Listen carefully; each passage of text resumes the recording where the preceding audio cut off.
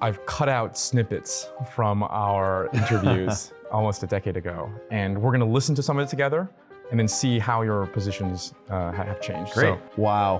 what are your thoughts now?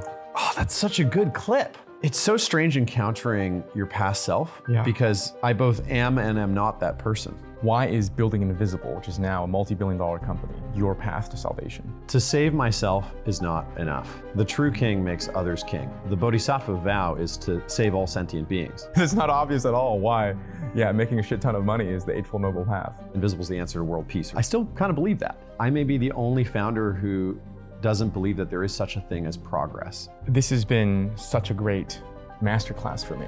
I feel seen by you. Very few people can see someone else's soul so clearly. And I don't know what gift you have that makes that possible.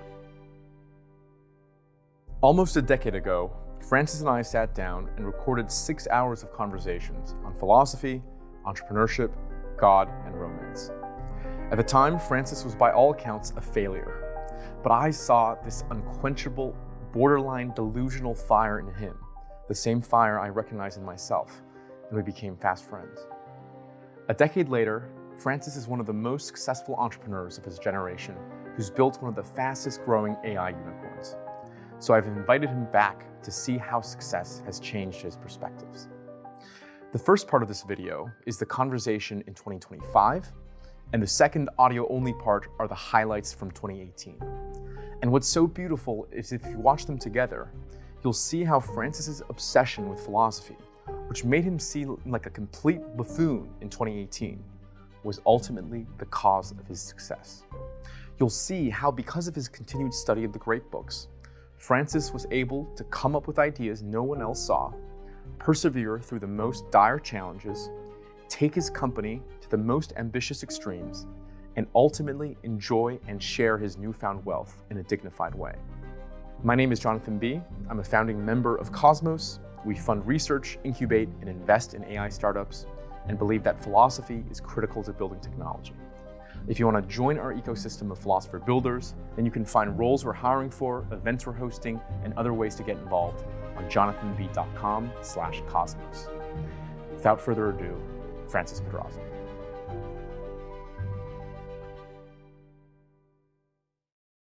The last time we had a conversation like this was almost a decade ago, and I want to paint a picture for our audience. I invited you to my sophomore Columbia dorm, cold email outreach after some crazy stuff that you wrote about online. We were doing this podcast setup where there was a drawer. There was no table, there was a drawer we put in right in the middle of us. So it was deeply uncomfortable because there was no place for the legs to go. Yep. And we had these tiny, tiny mics, and then we were hunched over trying to talk into it like this for 2 hours. And we enjoyed that so much that we did that 3 times. When we were filming those sets of interviews, I had just failed a company, came back to Columbia. I was a sophomore. You had just failed a company, Everest, and you were just starting Invisible. Mm-hmm. And now a decade later, I started something with Joe Lonsdale that's going quite well. Yes. Invisible is going extremely well. Yes. And we get to have this conversation again as made men. How does it feel? Fate is fickle. You can't rely on fortune. The ancient Chinese book, the I Ching, helped me realize that there are 4 possibilities. Failure can lead to more failure. Mm-hmm. Failure can lead to success. Success can lead to more success. And success can lead to failure. It just goes round and around and around and around. So I try not to get too attached to fortune. How's that going for you? It's hard. The emotions track your stock price. Yeah. That's the natural thing. The unnatural thing is to detach from it and also not let your ego get attached to even your own name. Charlie Munger, show me the incentives, I'll show you the outcomes. Yeah. That's the rule. The exceptional person then breaks the rule and is somehow beyond incentives or has intrinsic motivation. Right. Intrinsic motivation is the rare thing. The mercenary thing is gold. I see. What I've done is I've cut out snippets from our interviews almost a decade ago, and we're going to listen to some of it together and then see how your positions have changed. Great, so let's do it. Put on the earpiece I gave you. Okay. This is the first one. The audio I'm going to play now is about why you left the life of contemplation to go build companies and go become a man of action, okay? The natural thing for a liberal arts graduate to do is to try to go make history. Like you study history, then you try to go make it. It's like an education for conquerors. And I think Alexander the Great's a good example. You have Socrates who taught Plato, and Plato who taught Aristotle, and Aristotle taught Alexander the Great. Like you have to do something with this freaking education. Like it should compel you to action. I started to lose respect for my professors at Cornell, first of all, and these professors were quite jaded, and you realize how they become increasingly specialized to the point of, studying useless things. The number of ships at the Battle of Salamis in Thucydides was 300 ships on the Athenian side or 400 ships on the Athenian side. I just think, what a waste of life. Is that really, really the best use of a great mind? Or are you actually a coward because you're hiding from the real message of Thucydides, the real message of your broader discipline of history, and you could have done something with it that actually mattered. Amen. Do you still agree? I do. I agree with myself. In the Bhagavad Gita, Krishna distinguishes between jnana yoga and karma yoga. Jnana yoga being the yoga of knowledge, and karma yoga being the yoga of action. And he tells Arjuna, it is better to do your dharma, your duty, halfway well than to do somebody else's duty 100% well. And then he turns to him and says, and your dharma is to fight. And so the ideal for the knightly class is to be in the world and build and solve problems. And in the Arthurian lineage, to put might in service of right. And this is not to say not to study, but it's to apply the study in the world, as opposed to retreat from the world into the ivory tower and just live a life of contemplation. So it is not that we should not read. I read constantly. I know you do as well. It's that our unique challenge is to be in the world applying it. Is there something to be said of contemplation for contemplation's sake? Yes, but that's an abstract question. The question is, for you, Jonathan B., in the world right now, at this age, at this moment of history, is your calling to retreat from the world or to be in the world? And there are different times and seasons in life. Solomon has this knowledge in Ecclesiastes. There's a time for war, a time for peace. There's a time to go to the mountain and retreat from the world. There's a time to, go into battle. So you should read your own seasons. Right. And also your own nature. Yeah. You are a knight. Yeah. But you are fine with other people being scholars, right? In fact, you kind of require a lot of these scholars in order for you to have good books to read, right? I just want to get this view straight. That's right. It's very interesting because we seem to have approached the same fork in the road and went in exact opposite directions. Okay. Where you had the experience of going through the great books as well as a great education at Cornell, then you chose a life of action. Whereas I had experienced a life of action building the company with Lonsdale, and I chose to go back to my scholarly life. Maybe that's just a nature question. It's hard to say that your life right now is scholarly because you're working as hard as you're working and producing what I understand to be, a media empire of some kind. But all of that is collateral damage. I kind of, this is half a joke, but I say any person that I teach through my series is just purely, don't blame me, it's collateral damage. I didn't intend it. But I'm dead serious here. The reason I'm doing this project and not a PhD is because I think it'll help me grasp truth better. Because as you know, a lot of the academia is quite ossified. You're kind of forced into these narrow specializations. If I want a proper survey, not just to the Western canon, but eventually the non-Western texts as well, and I want to do it seriously with good private tutors while interviewing and talking with the best scholars, this is the vessel to do that. The media stuff is almost an excuse. So I do actually conceive of myself as retreating from the life of action into the life of contemplation. You're seeking the truth. Yeah. And the media empire is a byproduct of that. It's an accident. It's an accident, and it's also the vehicle. It's a vehicle. Yeah. That is actually the correct position. You're in the transcendent position. Okay. So in both Taoism, where they call what you describe as wu wei, doing by not doing. Right. In Hinduism, they have the same thing. The outward way of looking at entrepreneurship is to see the entrepreneur building something in the world. The inward way is to understand the entrepreneur is working out their own karma to achieve release, liberation, inner liberation, enlightenment. Is that how you think about your own project? That this is your Eightfold Noble Path? Yes. Okay, well, tell us more, because it's not obvious at all why, making a shit ton of money is the Eightfold Noble Path. Well, the first thing is to challenge the idea of progress itself. I may be the only founder who doesn't believe that there is such a thing as progress in the absolute sense. Okay, tell us about that. I think the ancient Chinese understood that everything is constantly changing. Can you think of anything in the material world that is not changing? You might read, say, the Epic of Gilgamesh, which is the oldest book in recorded history from ancient Sumeria. And the characters are so lifelike. You could be watching this on stage in Broadway. And they have the same dramas that we do. They fall in love, they break up, they have victories, they have defeats, they realize that they're mortal and that they're going to die. And there's some tragedy and there's some epicness.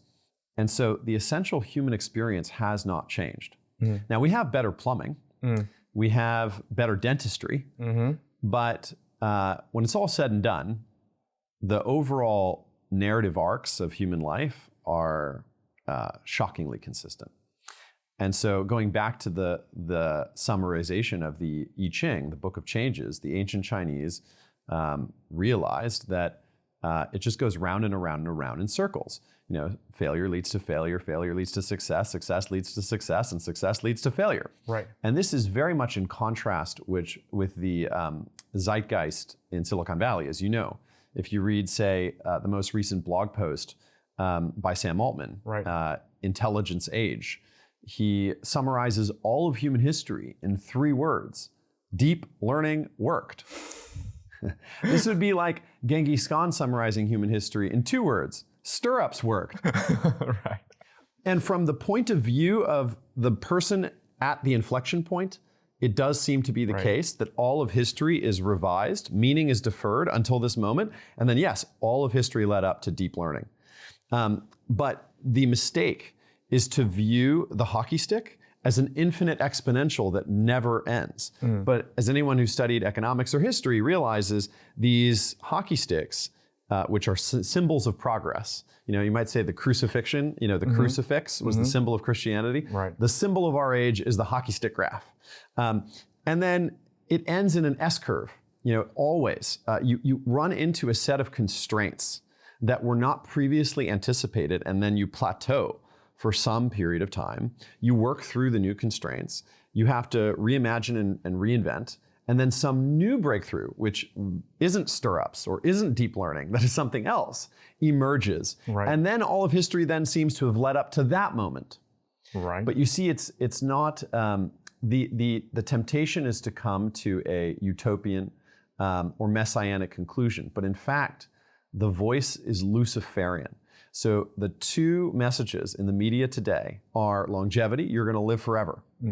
And AI, you're going to have God as your slave, a genie in a bottle, omnipotent intelligence fulfilling all of your wishes. So in summary, you're going to live forever and you're going to be God.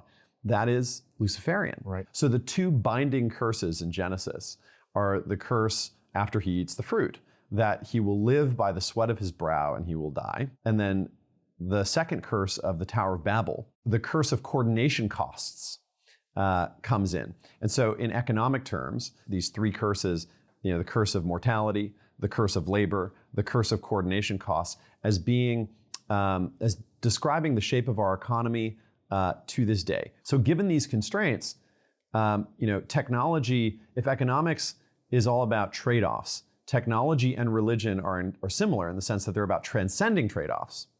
But technology is a materialistic religion. Let me play Silicon Valley's the devil's advocate here. Yes, like the same problems that we face, they're the same problems that our ancestors faced thousands of years ago. But when you look at technology, technology is something that transcends generation from generation and meaningfully changes the landscape of things, that it builds from one generation to another generation. Once you've invented the printing press, as long as there's no cataclysmic event, you keep the printing press, right? That is the claim of the technologists. It's not that human nature has changed, although even there, right, we're starting to see things like Ozempic that can plausibly change human nature. But just as a tool point, that notion of progress, you still disagree with that? To use your example of the printing press, it certainly seems today that our society is more literate than, say, the society at the time of the Reformation. Right. But is it really? There's the term for it is the overproduction of elites. Everyone has a college degree, but the statistics on how many people read books after they graduate from college are shockingly abysmal. Most people are not really aware of the history of ideas, and so the sacredness of learning has been lost. Whereas in a society where everyone learned was treated like a magician, and those who were learned were plumbing the depths of reality, there was definitely something magnificent about that society. And the thing is that we are measuring progress entirely in terms of pleasure and creature comforts. And when you look at people who have all of their material needs met, are they indeed happier than somebody who is meditating in a cave? I had the pleasure last summer of having lunch with a Buddhist nun, the eldest Buddhist nun in the world. And she was born an Englishwoman and ended up spending 12 years meditating in a cave in India. She was one of the happiest people I've ever met, and I'll never forget it. And she had a wicked sense of humor, too. I am sure that she was happier in that cave than most wealthy people are in 5-star hotels. Right. Here's the view then. Technology can progress. It is cumulative. It can make a huge difference. But what doesn't progress is that the core questions of the good life, that is what is constant. That's the view. That's what you say when you say that there is no progress. You're saying there's no progress on the most important of things. And that I would agree with you. In fact, there might be regress in modernity. So given that view, given, as you say, the primacy of happiness of this nun meditating 12 years in a cave by herself, and all these unhappy wealthy people, why is building Invisible, which is now a multi-billion-dollar company, why is that your path to salvation? Why is that a spiritual path? Why is building this startup a spiritual path for you? Because to save myself is not enough. The true king makes others king. So the bodhisattva vow is to save all sentient beings. So if everyone else is in this in the illusion, I might as well play in the illusion, and then within the sandbox, help point to the truth. If you wanted to take global GDP growth from 3% a year to 100% a year, change everyone's mindset. Got it. I see. Take the empowered entrepreneurial mindset and propagate that infinitely. You'll change the shape of the economy really quickly. This is a lightning vehicle for enlightenment. Correct. Yes. Sudden enlightenment. Put on your earbuds, because I have the perfect audio from you almost a decade ago. Okay, here we go. Is that in your writing, you say, our company represents the best hope for world peace. You compared your startup to the 21st century abolition movement, America's best national defense strategy, and saving free speech in corporate America. That's right. Amazing. When you were looking to hire a COO, this is what you wrote. What I don't need is a boss. I'm the boss. I don't fall in line, you do. We'll debate many decisions, but ultimately you align. Now, this is an important, subtle line that must be sacred. So let's begin. I mean, I'm always so tickled that people actually read this stuff. Are you being facetious? No, not at all. I find it hilarious. Is that how you run your company? Yeah, actually it is. These are such amazing time capsules. I know. It's crazy. And I have 5 hours of them. Yeah. Let me share with the audience why I reached out to you in the first place, to be a bit more specific, which is that you had this ridiculous grandiosity about you. Yeah. You literally wrote, one of the titles of your blog post, by the way, when you just failed the company and Invisible is doing shit, you were really struggling. Yes, that's right. We're going to save the world. Yeah. And you just said it. Yeah. And I had the feeling that you actually meant it. Yeah. And so I told you to your face, I'll add that clip later on, that you are Don Quixote. Or rather, yes, right. 99% chance you are Don Quixote, thinking you're Amadi of Gaul, and that I believe I said exactly the same thing. I can't wait to talk to you again in 10 years and figure out who you actually are. Oh, yeah. Now it appears you're a bit more Amadi of Gaul than I thought you were. But yeah, tell me about that. Tell me about this like radical way of running companies, because there is this weird Silicon Valley, like, oh, I'm going to change the world, like Theranos, this kind of like faux heroism, faux romanticism. Yeah. But you are an actually committed romantic, capital R romantic. Yeah. Tell us about that. Where I find that I've hopefully matured in the last 10 years, the person on the clip just now believed that there could be a messianic company, or there could be messianic companies. There could be progress. There could be progress, right? And you've just heard me articulate the opposite view. But I do think I arrived at the opposite view through going to the extreme. I see. Initially, you were ready for apocalypse, essentially. Correct. Right. To use St. Paul's admonition to one of the early churches, you are lukewarm, I spit you out of my mouth, right? I think most people exist in this sort of lukewarm consensus normality in all of their views and actions. And so there is an inherent virtue in the person who is willing to follow their thinking to an extreme. Now, obviously, there's a difference between, say, a terrorist and a nonviolent martyr, but they both have this thing in common, that they are, extreme and willing to die for their beliefs. Right. Even though they're opposite. And that's terribly lacking today. That's terribly lacking today. Correct. In all domains, including religion. Yeah. So I admire my previous self for terrorizing. No, for my willingness to wear red shoes, so to speak. Do you know that the popes of the Catholic Church wear red slippers, symbolizing Christ's willingness to die for his beliefs? And they're supposed to be, the representative of Christ on earth. So they're supposed to be willing to die for their beliefs. So I do believe that one should build a company to pursue the ideal in all respects. The ontological corporate strategy is for the company to start all strategic questions with what would the ideal company have as its values? How would the ideal company organize itself? How would the ideal company incentivize its team members? And this idealism then confronts a very messy reality full of challenges and scarcity. And you have this design challenge. Design, like technology, like religion, is about transcending trade-offs. So you think, okay, how can I achieve the ideal even though there's so much scarcity, even though there's so much challenge and messiness? I said in that clip, you hear me say something like invisible's the answer to world peace or something. I still kind of believe that. Except it's taking the form now of me starting one of two foundations. The Sovereignty Foundation is dedicated to empowering sovereign individuals, sovereign companies, sovereign governments. And it ultimately begins with a mindset. It's an attitude. It's an alternative, not just to the venture game. It's not just an alternative corporate strategy. It's an alternative to wokeness and victim thinking. It's about self-reliance. And so I can't think of something better for world peace than if the whole world became more self-reliant. And the other foundation? The Eternity Foundation is trying to bring all the wisdom of the ancient and medieval and classical world back to life with AI, including undertaking projects that are digitizing and translating ancient texts, preserving ancient music and ancient traditions, and then helping to bring them back into our contemporary culture in some way. Yeah, a renaissance. Renaissance. Yeah, I do think there should be an Elon for the arts. An Elon, not just for the arts, but for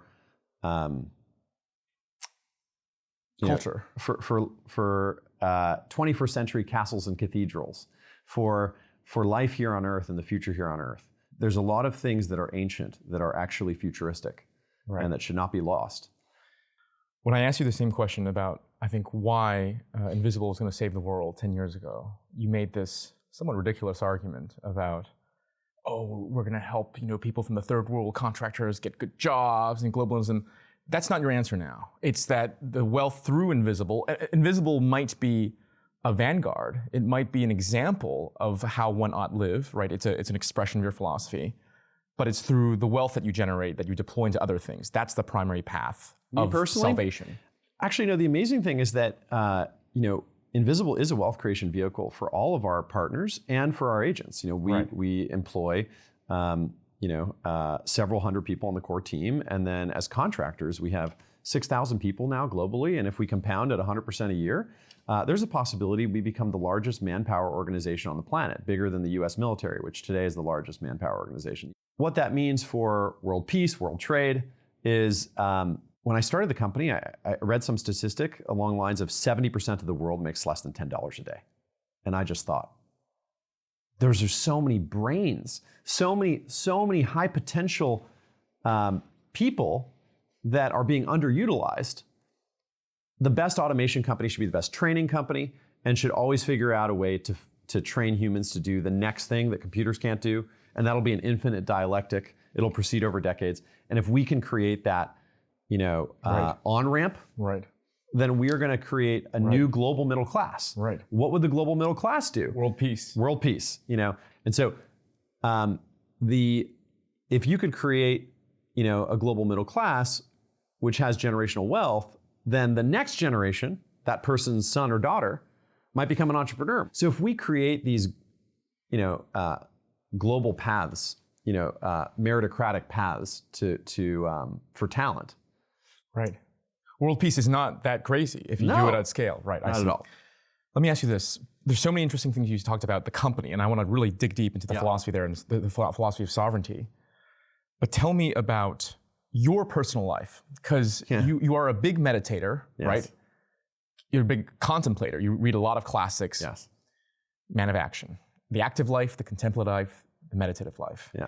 These three things are seen by many intellectual traditions as being conflicting with each other. Yeah. The contemplative one, or the one of the scholar, we all heard that audio that you look down upon, the pure scholar, the man of action. There's a clear tension there. But in many traditions, there's even a tension between the contemplator and the meditator. Right? Yes. Think about the Buddha saying, why are you asking me all these metaphysical questions? Like if someone shot you with an arrow, are you going to inquire like, what kind of feather has the arrow have? Just pull it out. And of course, there's a deep tension between the meditative life, like the monastic life, like celibacy, poverty, and the active life. Yeah. How are you thinking about reconcile all these three parts in your own life right now?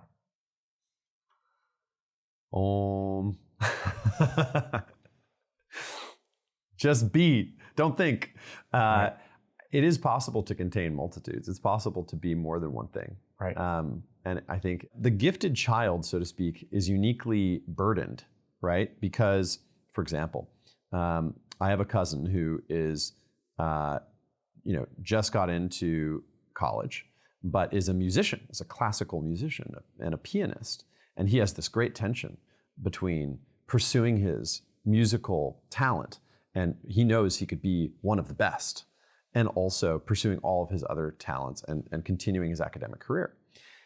I really relate to that because I went through similar forks in the road in my own journey. I was a martial artist growing up. I still consider myself a martial artist today, but I never have had a chapter or a season to make it my number one priority. I adore music. I love music. I love dancing. I love singing. I love listening to music. I wish I could be a musician. I wish I could be a producer and a DJ. As you know, I have this great drive towards seeking knowledge.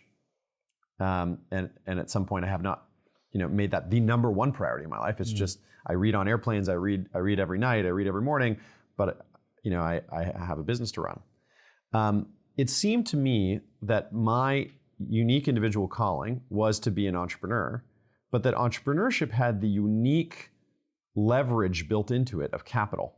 Capital has the hermetic quality of being able to transform into everything else.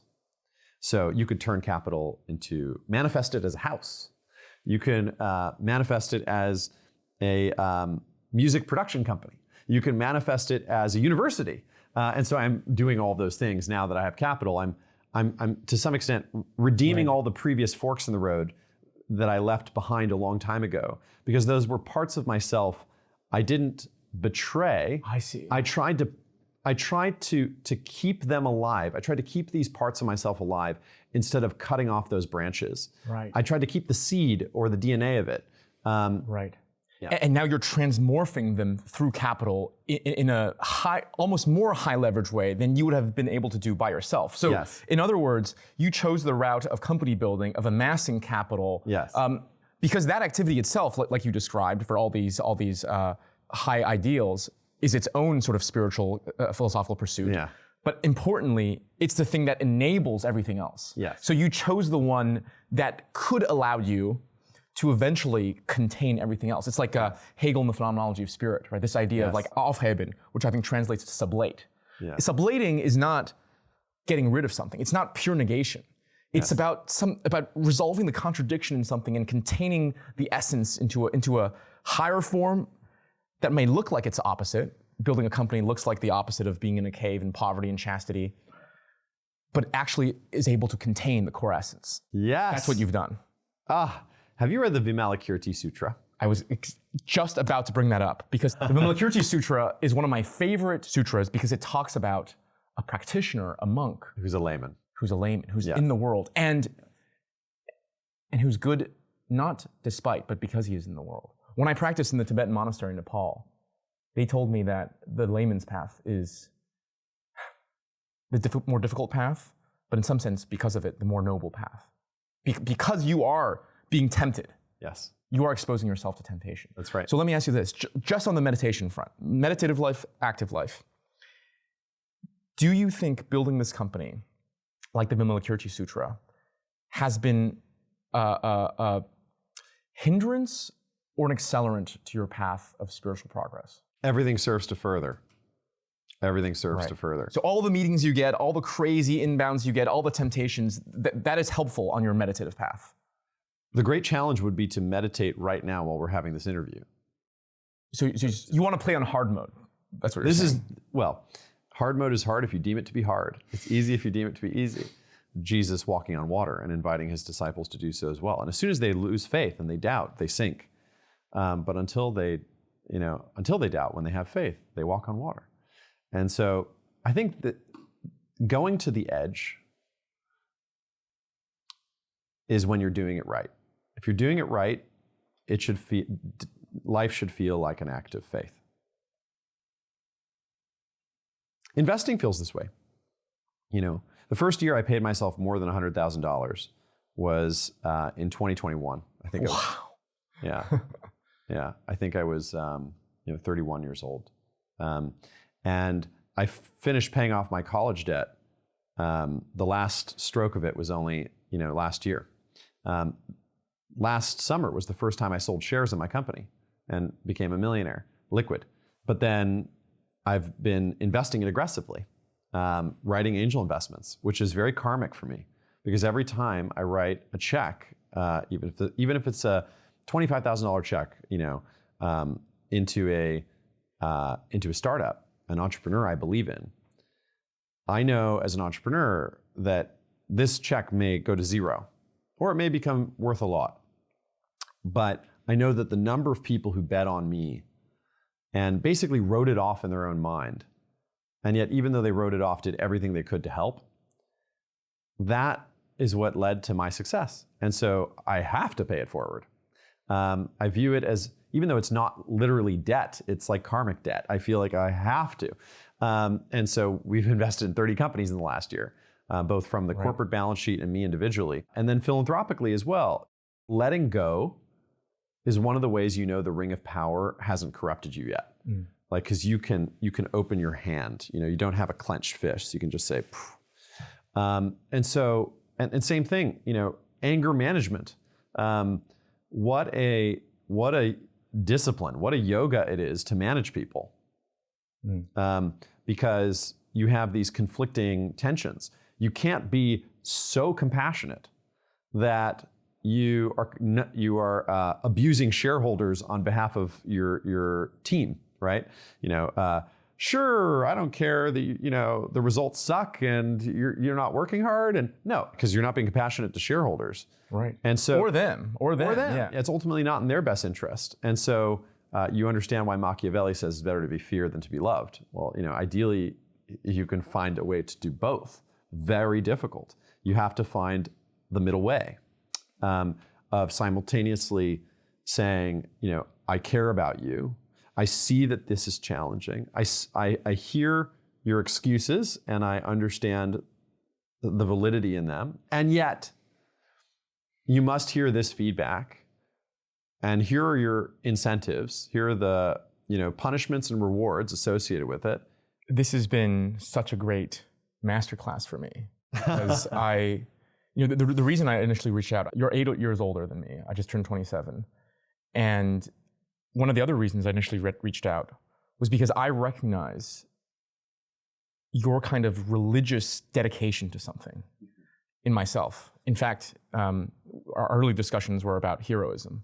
Yep. And my Chinese name, if you remember, Yingjie, literally translates to hero. And so I've always had that impulse in me. I think I was always a bit more shy than you of being so public with it. Yeah. And at the time, I was kind of suspicious. I was like, is this guy a complete fraud? I mean, I told you this to my face. To your face. Yeah, is this Don Quixote? Yeah. But now, after 10 years later, I'm seeing not only how your kind of religious conviction, your company, got it past things that no other reasonable entrepreneur would have survived through. And I want to ask you about that. Yeah. But I'm seeing how at the point of your success now, where other entrepreneurs who are content with a SaaS business, I'll be a billionaire soon, I'll just get a yacht here, and you're going to keep on going. And what's so interesting is I'm always shocked about how uncreative philanthropy is. I believe $300 billion of assets are donated in philanthropy in America. Where is our Medici? Who is funding our cathedrals? Like, what the hell are people donating their money to? And it's so, and to see how, again, the kind of heroism, which is why I reached out to you in the first place almost 10 years ago, to see that not be a hindrance, not make a fool out of yourself, but be this kind of accelerant has just been, it's a masterclass. Would you co-found the Eternity Foundation with me? I'm happy to discuss, yes. I would love to discuss this with you. I would love to discuss it with you, yeah. Good, I'm glad we got that on camera. Yeah. So there's a lot there. As a child, I was enamored with Arthurian legend. Yeah. If anyone in the audience is not familiar with the genre, I would recommend starting with T.H. White's The Once and Future King. Before The Once and Future King, there was Alfred Lord Tennyson's Idylls of the King. Before that, in the 15th century, there was Thomas Mallory's Le Morte d'Arthur. And before that, going all the way back to early Britain, there was Historia Regnum Britanniae, the Mabinogion, and then the French romances, and then the German Parzival Grail Quest. This mythology can be summarized as the knight who defeats the dragon to rescue the princess, save the realm, become king, restore justice, peace, and prosperity, live happily ever after, and pass on the kingdom to a noble heir and worthy successor, his son, and die in peace. In the tragic version, Arthur is betrayed by his best friend, his queen, and his firstborn son. So there's the epic version and the tragic version, both contained in the potential of the archetypal landscape. And the knight is the midpoint between two archetypes. The saintly martyr, like Christ or Buddha, who turns the other cheek and is willing to be killed on behalf of all people. And the Viking warlord or barbarian warlord who invades, rapes, and pillages, takes what they want by force. So you have right for its own sake. You have might makes right. And then in the middle, the chivalrous ideal of might in service of right. Right. I was deeply moved, even as a child, in a way I couldn't explain.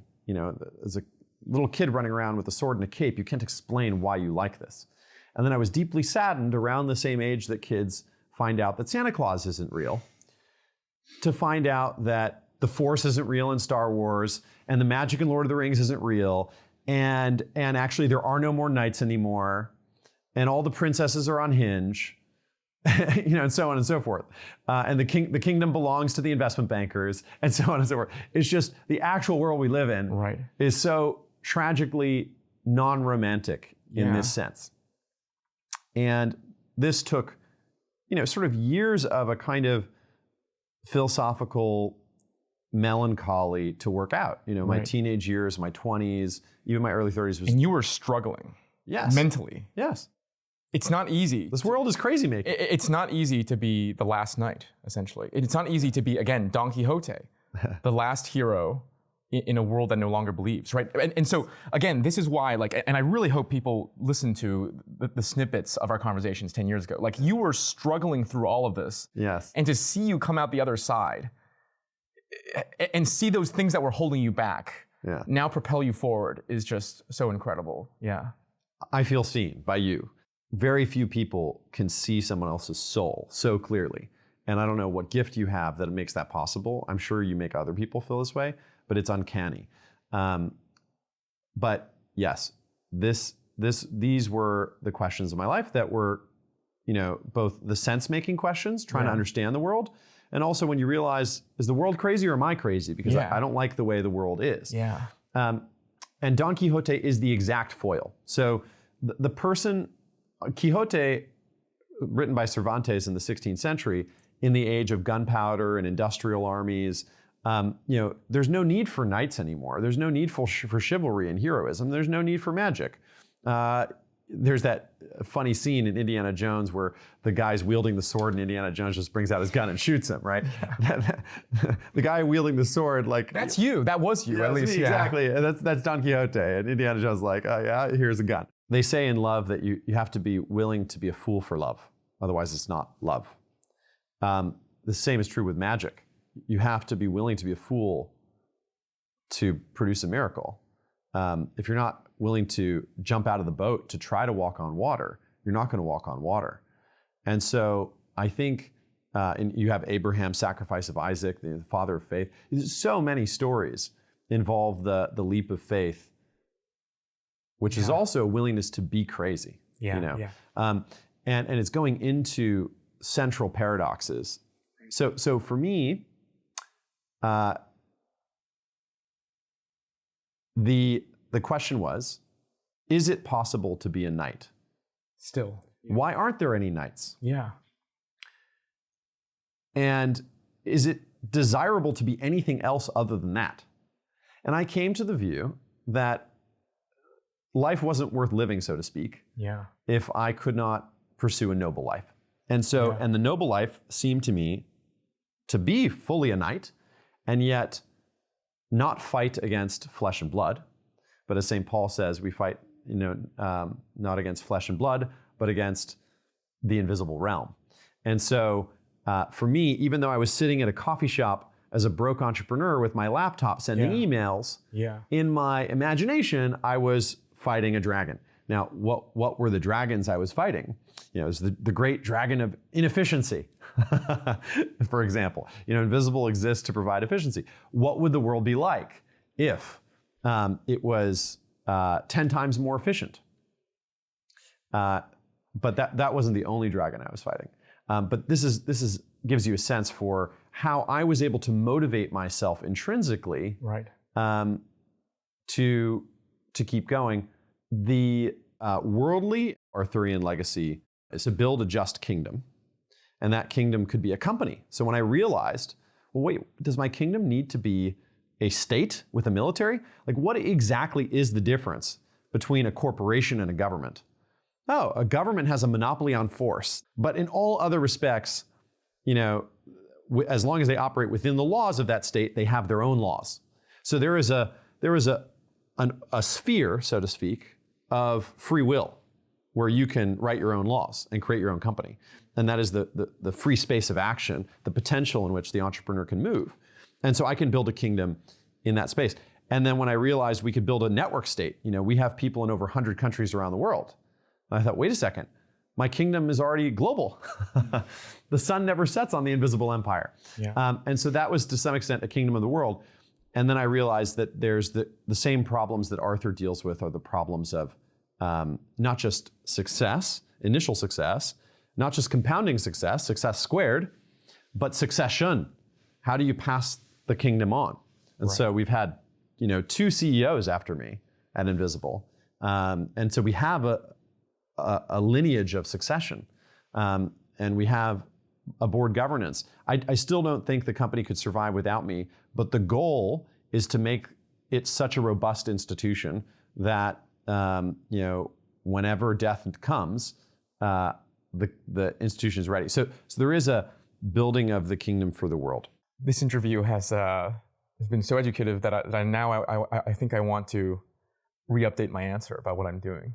Yeah. Because very much like you, I am not abandoning the world. I think you're right. I am aufheben. I'm sublating, because the primary aim for me is just getting at the truth of the heart of the matter. Yeah. But not in a way that abandons the world. And let me put it this way. Perhaps I had the exact opposite realization that you had, that my nature was fundamentally of a thinker, whereas yours was of a doer. Yeah. And in the same way that you amassed all this capital, and you see that as a way to push these other things that you used to love, or you still love, but you're just not supremely gifted. For me, that's knowledge, and that is the way that I aim to help other things, including technology, that I care so much about. So I'm starting an interview on the philosophy of AI, and that's my. Does that make sense? So yes. So now I want to revise that answer. In fact, what you talked about Eternity Foundation sparked something in my mind as well, which is my family was one of the great houses in the empire. And for about 600 years, we produced some of the greatest scholars through the imperial bureaucracy. And one of my great, however many up generations, grandfather was the head tutor to the Emperor Daoguang. Wow. And he advised him throughout the Opium War. Wow. And I've had him, and this is my mother's lineage, as the ideal. Because like you, I'm trying to be a scholar mentor or something like that in the world, in the same way that you are trying to rescue the Arthurian ideals. There is no there's no Arthur without Merlin. Yeah, exactly. And that's, once you put it that way, and I think about what have been the greatest influences in my life, it is looking up to my ancestors and seeing not just the incredible intellectual output that they did, but all of the great men, the men of action that they mentored and tutored and brought up.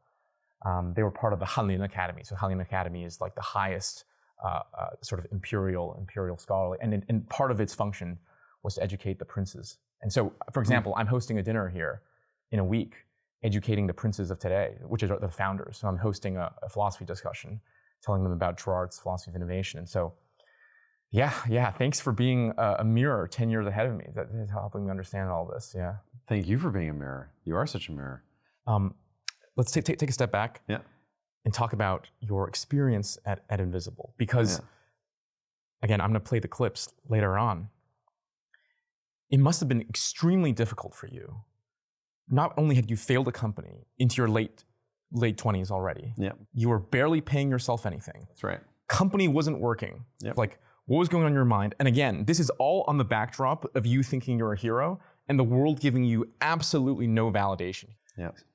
So tell us how you kept the flame of the Arthurian legend alive during that period.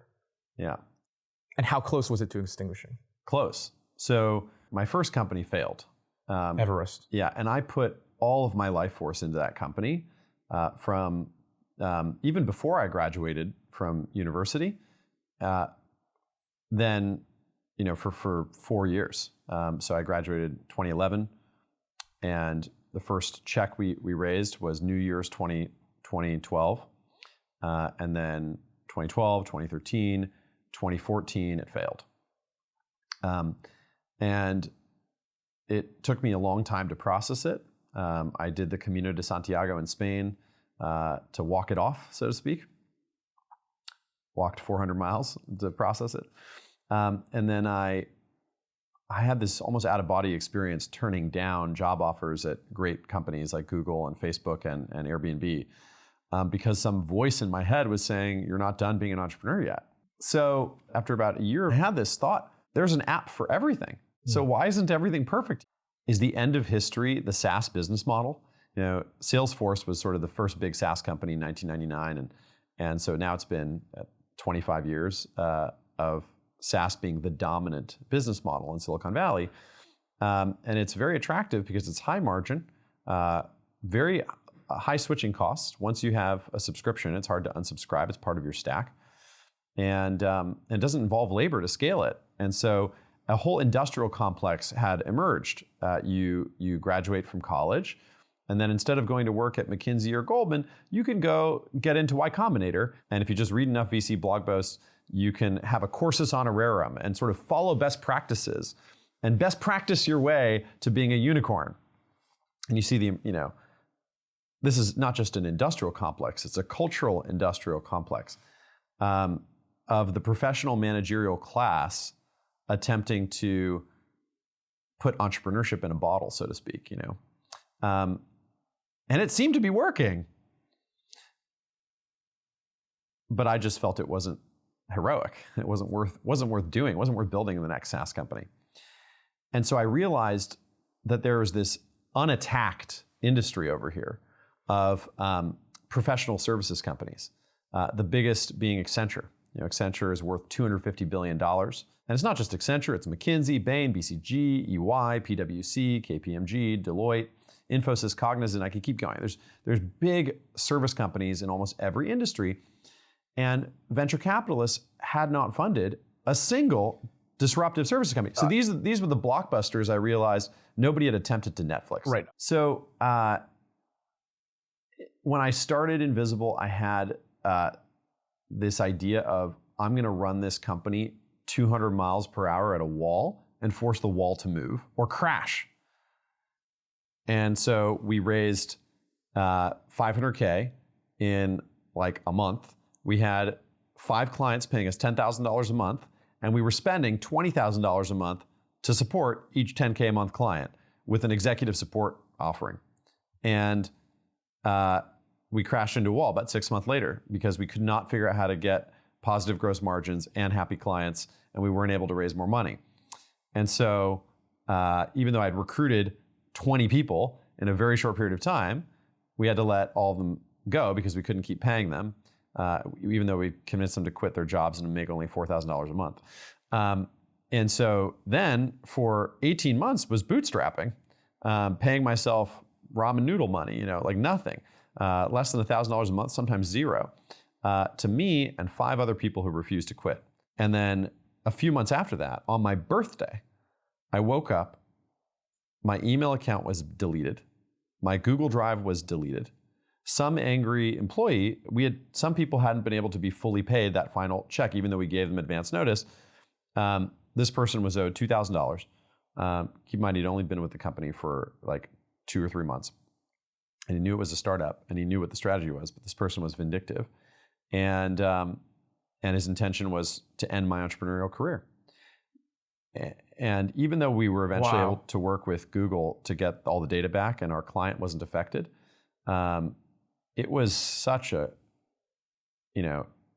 gut punch. I wanted to puke, and I went for a hike that day in the Presidio and looked at the Golden Gate Bridge and was sitting there. I believe I shed some tears and said some prayers. And I went through a pretty depressed period that summer, wondering, should I keep going? I had already sort of sworn off video games in college, but I found myself watching TV shows like Game of Thrones or something. And I realized I was just trying to escape. And so I cut myself off of that.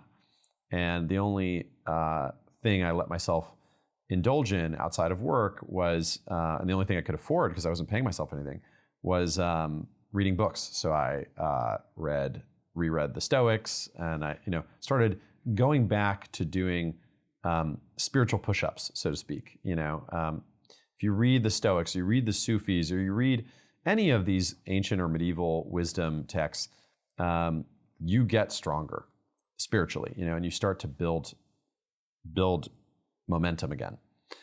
And we did start to make progress.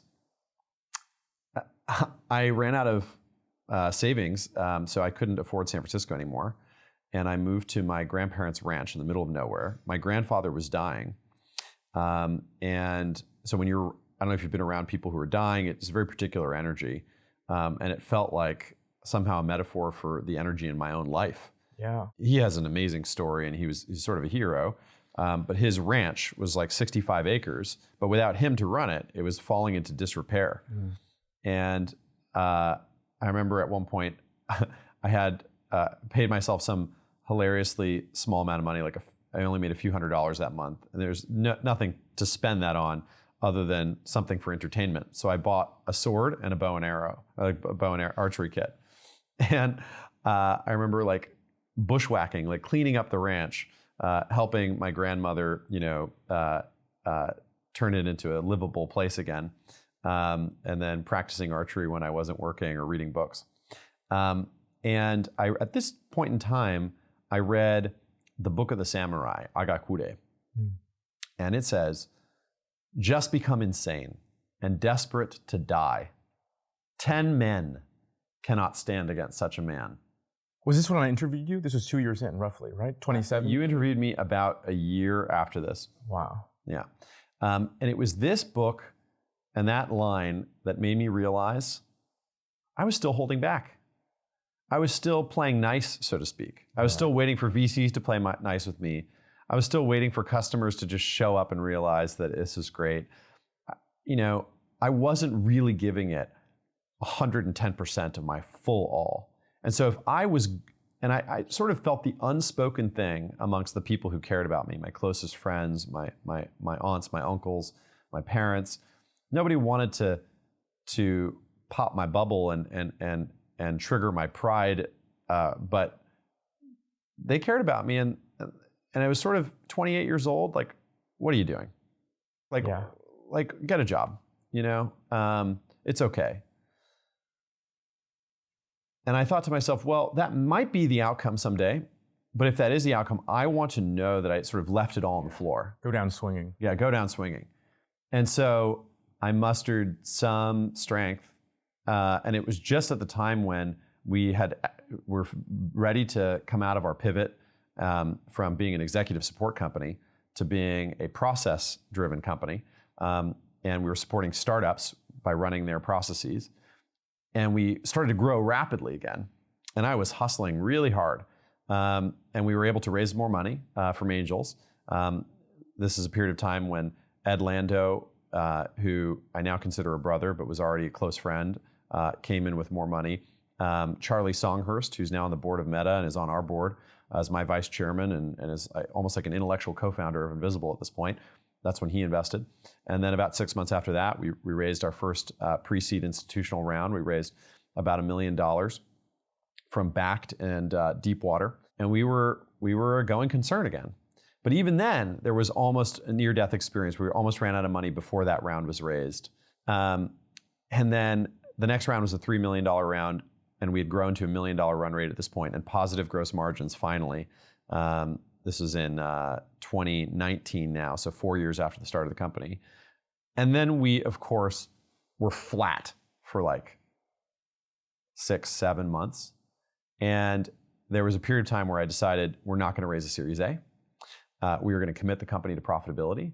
Everyone's salaries are going to be tied to profitability, so it'll be 2 steps forward, 1 step back, but we're all going to be fully aligned, and we're going to go for it. The moment when I made the decision to not raise a Series A and commit the company to profitability was January 2020. 2 months after that, the pandemic hit, and we suddenly became a critical vendor to digitize every restaurant menu in the United States and Germany and Japan because all the traditional outsourcing companies had shut down their offices, and we were the only one who still had our doors open. And so we tripled that year and tripled the next year, and lo and behold, it's quite incredible how you kept that kind of religious conviction throughout, whether it's through reading these books or having the right kind of support network. I want to move on to another topic now. This is the last audio I want to play today. Okay. It's a very short one, so put on your earbuds. Great. Way to really figure out someone's morality is to run them through a series of temptations. I agree. And to see what they do in all these Stated and revealed is very different. all these situations.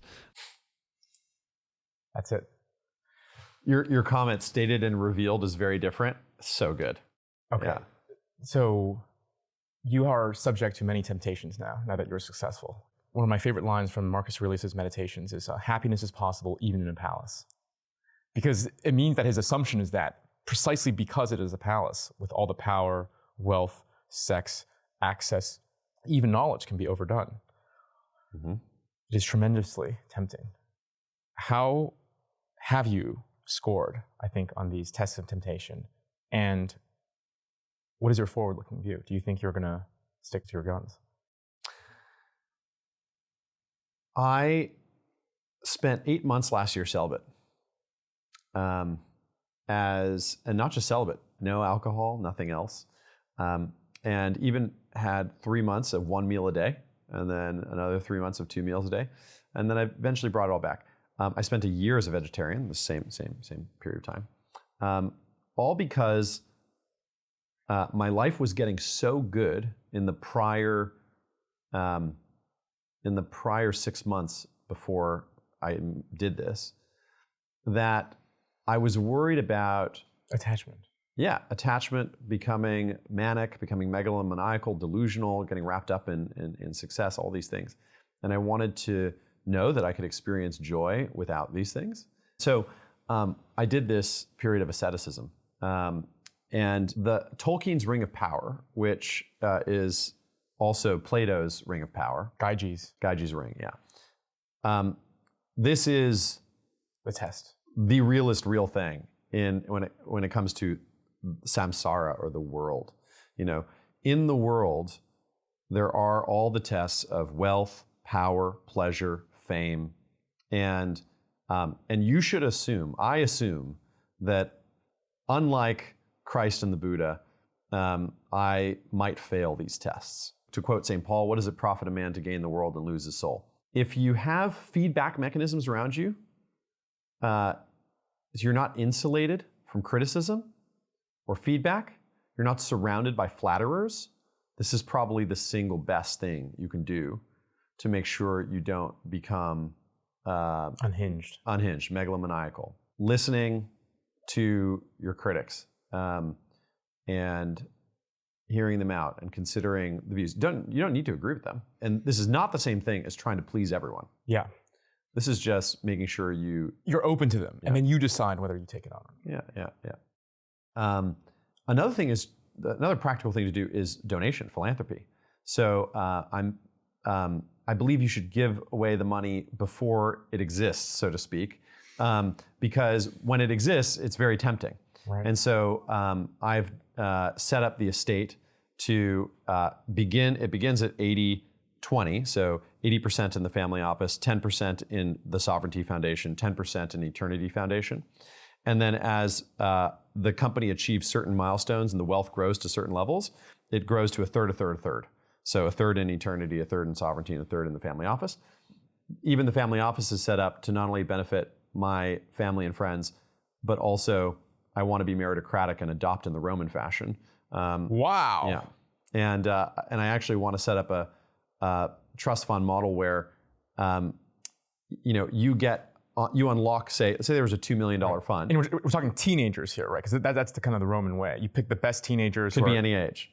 Yeah, I mean, I've even adopted a brother who's older than me. Imagine there was a $2 million trust fund, and there were many of these $2 million trust funds, and you have a recipient, and they get access to it by unlocking certain achievements, graduating from high school, graduating from college. They could publish a book or publish an album or, produce some art or start a company or achieve some milestones. So all the incentives are sort of aligned. But the ultimate unlock, you could have a secret reserve pool of capital that grows your fund. If you are not just a dragon, but you're a Pendragon. And a Pendragon is someone who then creates their own family office, create their own trust fund. So almost like, right. A nuclear reaction, essentially. Yes, an exponential virus. Imagine in the future of socialism is a family office model that scaled and empowered everyone because everyone's part of the family. Right. Everyone's incentivized in the right way. But there's something about giving it all away. Yeah. That actually reminds you of the spiritual truth. Someday you're going to die, despite what the longevity people say. And the tax rate on death is 100%. Yeah. You don't take anything You don't take anything with you. And to some extent, money is made up. Yeah. It's made up, and it's not your actual inherent worth. For example, imagine you go to a Michelin restaurant, or you stay at a 5-star hotel, or you have an amazing vacation. When the vacation's done, it evaporated. It's a memory. It exists only as a memory in your heart, so to speak. And so St. Teresa of Avila said that after you die, all of the suffering of your lifetime will feel like no more than one night at a bad hotel. Yeah. And the reverse is true. All the pleasure really fades too. So then what is it that lasts? Wealth is what can't be taken away from you. So what is it that really matters? And this is the solution to the temptation of the ring, is remembering that samsara is an illusion. Right. Now we're back full circle. You're already in nirvana. Right. And this is the play of the world. And so play. Right. Be spontaneous. Enjoy it. Build, create, love, have experiences and adventures. Yeah. I got to say, this was a much more satisfying answer than I expected. Yeah. That it truly, I think, is the test. Like, can you give up sex for 8 months? Can you give up meat for 8 months? Are you willing to give all your money away? So, Francis, I can't thank you enough for coming back here and for paving, seriously, a way for my own life as I try to reconcile these extremely seemingly hostile elements within my own soul. So thank you so much, and thanks for paving a way. You're so welcome. Namaste. Thank you. Thanks for listening to this interview that I filmed with Francis in 2025. What's coming next is even better. It's the highlights from our conversations from 2018. And when you listen to this segment, I want you to keep in mind that Francis was an absolute failure back then. He'd failed his first company, he was struggling with his second, he was recently single and dirt broke. So what I want you to listen to that is so incredible is the conviction he had despite these circumstances, which he eventually successfully followed through on. Enjoy. So thinker-doers are really, really special. So there are thinkers, there are doers, and there are thinker-doers. Can you give a prominent example in history? Well, I mean, Steve Jobs, I'm literally hearing his voice right now in my head. He talked about this, like he literally has a line. He says, the great thinkers were also the great doers. Like Da Vinci, mixed his own paints. When you're dealing with problems of theory and problems of application, both your application and your theory end up in a feedback cycle, and they both get better. And so in the same way, let's use these two terms, Tao and Aeon, and use them to refer to different things. So Aeon, is the realm of theory, and Tao you might call the realm of application. I, as a poet or a writer, right, I can just like literally sit in a room in an ivory tower and just like write poetry. Right. But it's not until I like go out into the world, into messy reality, and get my heart broken, or see a beautiful landscape, or deal with what is in time and space, that the really beautiful stuff comes out. So there's infinite depth both up and down. So Raphael's painting of the School of Athens, Plato's pointing up, right, and Aristotle's pointing down. You almost think like up is Aeon, down is Tao. There's depth in everything, and there's depth in reality. So when an entrepreneur is trying to build a company, and you go from like, here's an example of an idea. I'm talking about this idea with someone who's thinking of starting a company. To build an insights database. Okay. So that's a cool idea. But it's only until she starts working through the question where you get freaking stumped. You're like, oh my God, this is hard. No wonder it doesn't exist. It's only when you actually start to wrestle with the depth of reality that you actually realize a lot of the theoretical problems. So there's an example like with a microscope. You can zoom in and zoom in and zoom in and zoom in. If you have more and more powerful microscopes, you can zoom in almost infinitely. Right. And there's just so much depth. In the same way, anyone who's working with applied problems, whether you're an entrepreneur, you perceive spaces where theoretical insights like might be useful, but you wouldn't have even gotten to the problem if you hadn't zoomed in. That's very curious. I share a similar view that, because I think where we diverge, I think our aim is very similar, as well as potentially the skill set. But I think for me, and I'm 20 right now, so this is going to change drastically. I feel like for me, I would want to go into industry for about like 20 or 30 years. But I think that my biggest probably leverage will be the books I write, generating insight from that.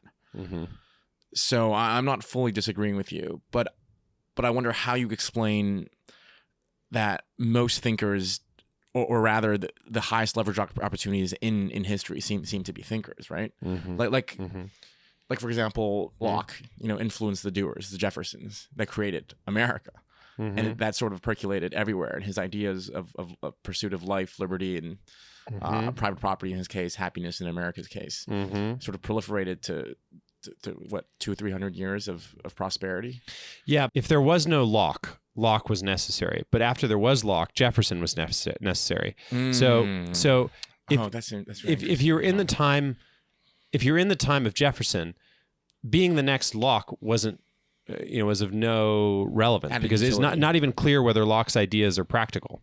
Right. But it's only after you show that you work out the application problems, you show that Locke's ideas are actually relevant by creating a constitution and founding a country and operating a government based on those ideas, where you work out all the problems in reality, you incarnate the idea. In other words, when you connect Tao and Aeon, it's only then that the opportunity for the next theorist arises. That's very interesting. Yeah. A lot of companies fails because founders make it sort of glorious. The day-to-day reality of it is horrible. I gave a talk at Princeton last week, and I basically told them, I reminded them of that scene in Lord of the Rings where, hobbits are not supposed to leave the Shire. And then Gandalf comes and invites Bilbo on an adventure, and he doesn't want to go, but he eventually goes. And it's like, no, Bilbo should not have left the Shire. Like, if you have a wizard coming knocking at your door, inviting you to go on an adventure and go slay dragons, like, say no and stay at home. Like, it's like, basically entrepreneurship is like a radioactive war zone. Just like, it's a great way to like ruin your career, ruin yourself. You've lived your whole life in a walled garden, and then you go out into the jungle. And the problem is, you might think that you can always go back to the garden, worst case scenario, but by the time you come back, you've become a wild animal. So you can't actually go back to the garden. Why not? Because you'd assume the wild animal would be really effective in the garden. That you have this killer instinct that other people aren't guarding against.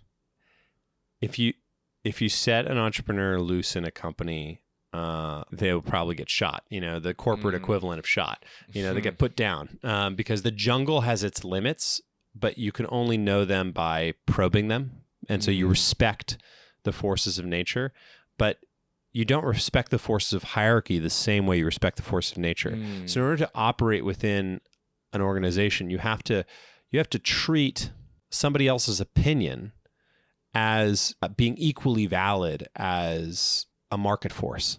So like, if your boss thinks it's not a good idea, you have to take that as like just as serious as like a major client thinking it's not a good idea.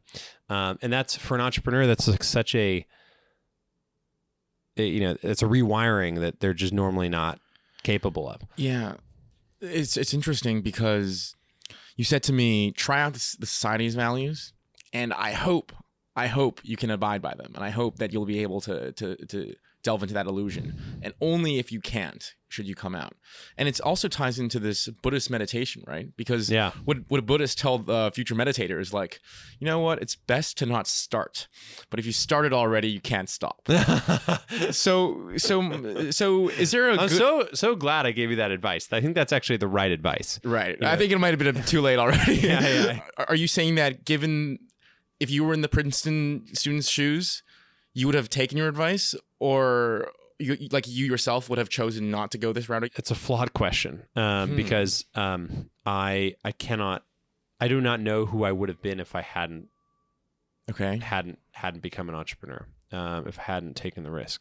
And so Achilles in Homer is offered a choice between a long, happy life, where he, is buried in his old age with his family and but not a glorious life. And the other path is a life where he dies young, but it dies in a blaze of glory to be remembered forever, full of pain and suffering. And he chooses the short life. And I think it's a similar choice. It's really a similar choice between being an entrepreneur and not being an entrepreneur. If you're a Princeton student, you can go work at Goldman Sachs or BCG or any finance or consulting firm, and you start out making $160K a year. Within a decade, you'll be making 360 plus. Over the course of your career, you're going to make millions, and more than enough to live well. You're not going to work very hard. You're going to have plenty of time to go on vacations and build a family, and basically all of your needs will be met. And so, and you'll have prestige, and it's like, why wouldn't you do it? And the only reason not to do it is because you believe that it is basically a deep need to exist as an individual. So you're fundamentally replaceable at all of these companies. It's like love for you, isn't it? Yeah, it is. There's like maybe 10 people at the top that are like truly irreplaceable, or maybe it's 20 or 30 people at the top, or maybe it's 50 people at the top, but it's a tiny, tiny, tiny fraction.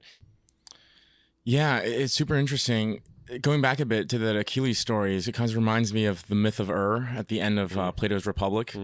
And so this guy is choosing his next life, right? At the end of his current one, and he sees Odysseus, and this guy had everything. He had women, he had intellect, he had wisdom, he was a king, and he chose the life of a regular farmer, which is almost the opposite of the Achilles route.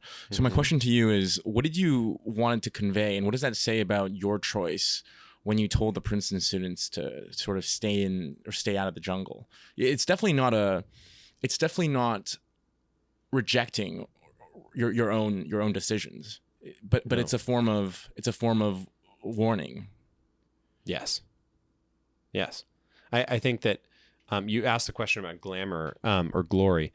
If there is a glory in entrepreneurship, it's a glory that comes through suffering and sacrifice. If there's a glamour, it's the glamour of unglamour.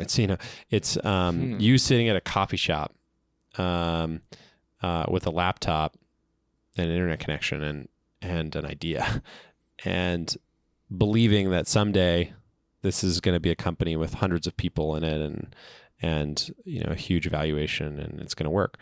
And then day after day after day after day after day, continuing to build, even though you go home at night, and there are many times where you have an idea, like we had the idea of like a digital assembly line. A really easy, relatively simple idea. It's like easy to understand. But then when you actually work through the design challenges, you end up literally wanting to bang your head against a wall. They're so complicated. Like, how do you route work and know which agent is online who knows how to do that process? Like, even coming up with the concept of a process, like how do you build process architecture that that accommodates any kind of repetitive digital work within a decision tree? Like, what are the basic logic formats? Oh, it's loops, it's conditionals. How do you represent that? There's like all these, there's so much depth, right? This is the Tao, it's like, it's deeper than you think. Right. You keep going deeper and deeper. There's more there. And you're like, you eventually wonder if you're ever going to get to the bottom of it. And if you'll ever be able to solve this giant design challenge. And you're sitting there in a coffee shop and you realize, I am completely delusional. Like, I mentioned Don Quixote at the end of the last podcast. Like, Quixote, would chase a windmill thinking it was like a dragon. It's like he was totally living like, when you see little 5-year-old boys who think that they're Jedi Knights, running around like waving a stick and they think it's a lightsaber. Yeah, that was me. That was me too. And that's basically what an entrepreneur is. Like, an entrepreneur is that delusional. And they basically are believe that they can solve, like, it's almost like, physicists believing that they can solve like a fundamental problem in the universe, and understanding the laws of gravity. It's like that kind of, it's the business equivalent of that. But you're fundamentally not like delusional. Right? You only seem delusional. Like you have to believe that you yourself has some sort of unique epistemic authority to epistemic business authority, right? To sort of see a trend that others aren't seeing. Because if you truly thought this thing had a 1% chance of succeeding, you don't want to work on it. I bet a lot of money that you actually think there's a pretty good chance of it succeeding. Couple things. Napoleon crowned himself king, right? So every entrepreneur is Napoleonic. Every entrepreneur crowns themselves king. They deputize themselves. They give themselves the authority, and this is one of the reasons why we don't have enough female entrepreneurs. Men are overconfident. Men. I think women are more grounded in reality, and men are more easier for us to delude ourselves that we actually know what we're doing. But it becomes a self-fulfilling prophecy. So there's that. Or a small minority becomes most people. Most people are like that. Just actually fail. Yep. A small percent of that. There's just a small percentage of that succeed. Yes, that's right. Secondly, it's a quantum event. So I knew that my idea was a beautiful idea and it could work in theory. But I knew that unless I made it work, I don't believe in Marxist inevitability. Like, I don't believe that, like, if you don't make it work, somebody else will. And there are plenty of examples of this in history, like the steam engine could have been invented in 1st century AD in Alexandria, Egypt. They built a prototype steam engine and they just couldn't think of like what to do with it. Really? And really? Wow. Yeah, and so steam power was discovered, but the Industrial Revolution could have happened 1700 years, 17 centuries before it did. Oops. You could just see it from your friend's perspective. If your friend, you think he's delusional, he's like trying to start a company, he's trying to solve some major problem, and then he succeeds, and you go like, turns out he wasn't delusional. And if he fails, it's like, yep, I knew he was delusional. That's what I mean. It's quantum. But for someone who believes objective truth as you do, right? Mm-hmm. And there's this really interesting stat, which is like most great entrepreneurs, the ideas they work out usually end up succeeding. It's just not necessarily they. It's not necessarily they who put forth, who do it. It might be a timing problem. So if Invisible doesn't work, but 5 years later someone else creates a sort of digital assembly line of assistants that do work, then you were still right, even though you failed. So this is the question of what is the idea. Invisible is composite. It's made up of a bunch of different ideas. Like, there's the idea of synthetic intelligence, which is a bot powered by humans, like human plus machine. There's the idea of the digital assembly line coordinating humans. There's this robotic process automation idea of like automating the work over time. There's like lots of different ideas, right? So there's the idea of the partnership, structure that we've established. There's I could go through it. There's right. any one company, there's like many small ideas that compose the big idea, capital I. And so it's just a question of like at what level of zoom. So if Invisible failed, it's like saying Friendster or the social networks that weren't Facebook, like MySpace, etc. Like, they had the right idea, but they failed. But they didn't have the right idea. Like at one level of zoom, they had the right idea. Right. But at a deeper level idea, like they got the profile wrong, they got the wall wrong, they got the way they handle albums wrong, they got the way they got the like something in their server architecture wrong. They got a bunch of things wrong, right? So there's no real consolation prize. Those people aren't feeling really good about themselves right now. Right. They're not like, I knew I was right. Right. If anything, they feel probably worse. They feel so much worse. They feel like idiots because they it's almost like they had the inspiration to do it. They got so close. They got second place, but no medal. Yeah, exactly. But if I know you well enough from this hour and a half, 2 hours now of conversation, I bet even if Invisible failed, you'd be going out to your next company in the next year. You're like this business equivalent of Beethoven. You're going like half deaf, and you're still out there trying to compose. Am I right? Thank you. And I think you're wrong. Interesting. So that was true. That has been true of my life up till now, but I Right. wonder if it is still true. Oh, interesting. But you can't go back to the walled garden, right? No, I can't go back to the walled garden. So Nietzsche has this line. I need to look it up. It's the "you can't go back" line. Dante also has a line: "Abandon hope, all ye who enter here." But Nietzsche's line, I think, is better. Like something about you can't go back to the pity of men. Interesting. So to answer the question, there's an energy you have in your early 20s, which is an unconquerable energy. You're the unstoppable force. I felt like a stallion, just like so much energy to run. And it's funny, there are people working for me now that have the energy I had in my early 20s, and they're in their early to mid 20s, and they're like unbroken. It's like the unbroken Apollonian spirit. But then you fail and you get taught humility, and you're broken in the process. So you trade strength for experience. Like you give up some of your strength. You go through a burnout cycle. The unstoppable force meets the immovable object, and you're like, no, there's some battles I don't want to fight. You become more shrewd. You're like, you start to see all the things that aren't going to work. You become more paranoid.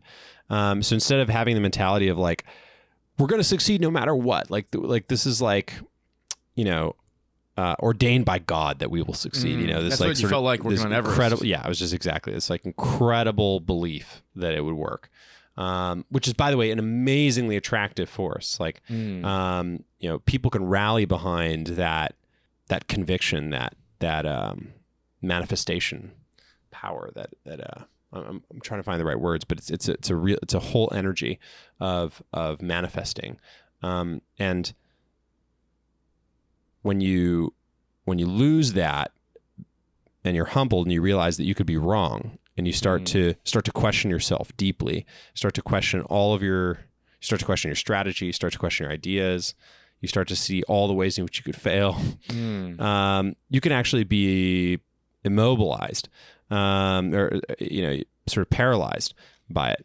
So the right thing is obviously to come to some balance of the two, to recover some of your lost confidence and optimism and strength, and to retain a certain humility and paranoia and skepticism. And so if you have that person at the top who's balanced, then you can hire a bunch of people beneath you who are like ebullient, who are just like, warrior, charge, take over the world people, because you can keep them in check. The two characters in history that, leader archetypes, Pericles and Alcibiades, in Thucydides' history of the Peloponnesian War. Pericles, when the people were overconfident, he would sober them. When they were depressed, he would build them up. He'd make them confident. Alcibiades, the opposite. He would just sort of, if people were feeling one way, he would encourage them to feel that way. I think you want the Pericles in the leader, and you want the Alcibiades and all the people underneath. You asked a question, I dropped it. I think the question was, like, fundamentally, it is glory that's motivating you. Mm-hmm. Me? Yeah. In the glory, not fame. Glory in the Greek sense of the word aristeia. So aristeia is a beautiful concept. You can think of Achilles in his moment of dying in battle. It's your final charge. It's the finest moments of a hero, and these are the moments where you transcend. You might say these are the moments in which you become an individual. Mm-hmm. You could also say these are the moments in which you transcend your individuality, and the gods come through you. You do something beautiful. So like what is the painter painting the masterpiece, that. The underlying idea in aristeia, or even in this concept of glory, is expression. So if you've ever had that feeling like there's sand in your oyster, there's something inside of you that's dying to get out. that is in my mind not a narcissism or a vanity. Expression in that sense is trying to do something that matters in eternity. Is the Russell Crowe line in Gladiator. What we do in life echoes in eternity. It's that. It's like trying to do something that is heroic. I think that as you mentioned, like our society is incredibly jaded, right? And we live in an age of celebrities, not heroes. And as a matter of fact, like the celebrity should be somewhat disgusting to the hero. It's like a false hero. And so I look at Instagram with like extraordinary disgust. Because it's these false idols, right? It's why Plato hated poetry. It's because you start imitating people who are not good, who appear to be good, and then you take on these like false virtues. Yes, I think you should be incredibly attentive to what you worship, and so this is an example of I love religion for atheists. I love showing. Is that a book or no? It's just a concept. Just showing atheists how these religious ideas are so relevant, even if you don't believe in God at all. So idolatry is like an incredibly important concept as a sin. So when you a way to put it in economic terms is like mispricing of value. Or mispricing of risk. So so if you overvalue a type of person in society, you're going to get more of that type of person and less of everything else. And so a society can, and all of that person's like all of that archetype's blind spots will just be compounded. So if you overvalue like Instagram influencers who just like go around showcasing their lifestyle and thinking that like they're like leading the world towards like some higher purpose, but in reality they're just like putting on their makeup or like going to parties, that spreads and like you just get more and more of it, and it's really dangerous. Like this is the idea with idolatry was that if you had the wrong gods, if you had the wrong idols, your society, your civilization would become weak and it would eventually collapse because of that weakness. If you look at our world today, you look at Hollywood, you look at our culture, you generally perceive that there's something not healthy. There's something off, something really wrong. And I think that's a good conversation to have would be like, what would health look like? I think one ought to be apocalyptic about one's companies. If you're building a company with exponential expectations, if you're trying to build $1 billion company, something that's going to be an independent company, which by the way, the entire venture capital industry is built on that absurd premise, and so it's companies are tied up with these questions of value, like what are the biggest problems in society? What are the biggest problems in civilization? And how can you solve them? And then how can you capture some of the value that you create in a defensible way? So yes, you have to, just even the process of being a entrepreneur with a venture scale ambition, you're almost taking a view from Mount Olympus. You're like looking down on the world and saying like, interesting civilization we have here. What are the problems? And if you don't believe that your company is solving the most important problem in the world, that's probably not the big idea yet. They talk about founder product fit, or founder problem fit. Like when you're really obsessed with what you're doing, you take on like a messianic complex. When you start a company, when all your friends go to work at Goldman Sachs or whatever, you just have less money to pay for things. And you have a big idea that to you is almost like a religious object. It's very sacred, your idea. The relationship between an entrepreneur and his idea is very, very special. And I think that's maybe that's unique to me in my romanticism. A lot of entrepreneurs are quite pragmatic. But as an entrepreneur, when you realize how much competition there is to raise money and how difficult it is to be profitable, you start walking around and looking at every pizza parlor and going, oh my God, every business is a miracle. Like how did anyone make anything profitable or anything that worked or anything that scaled? And you start to get really desperate. Everyone else is in a walled garden and you're in the jungle. And so you start to try things that other people aren't willing to try because you realize that conventional, just doing, playing by the rules or performing at a mediocre level will not work. Like you're not going to raise a Series A round by checking a bunch of boxes or by doing what other people think you're supposed to do. And the other thing about it is that, every startup is a contrarian exercise. You're basically saying the market is wrong. Otherwise, this would already exist.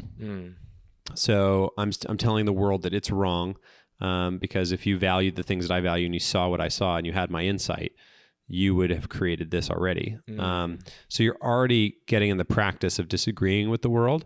But then the weird thing is you have to also get the world to agree with you. Right.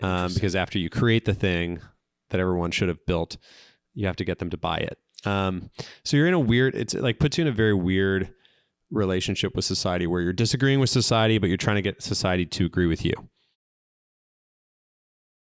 My favorite book is actually T.H. White's Once and Future King. And it's a retelling of the story of King Arthur. And it was written during and shortly after World War II. And T.H. White uses Arthur to tell a story about civilization. So Arthur comes into a world in which might makes right, a Hobbesian world. And he invents the idea of chivalry. And he says, okay, we're going to put might in service of right.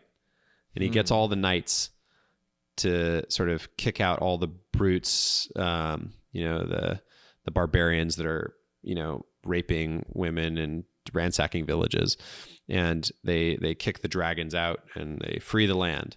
And everything's great. And then it collapses because the knights don't have any bad guys to fight. So they start fighting each other and they start sleeping with each other's wives and they start stealing from each other. So he says, shoot, we're going to invent competitions. And so he invents jousting and tournaments. And this keeps them going for a while until they get jealous of each other and a huge hierarchy forms.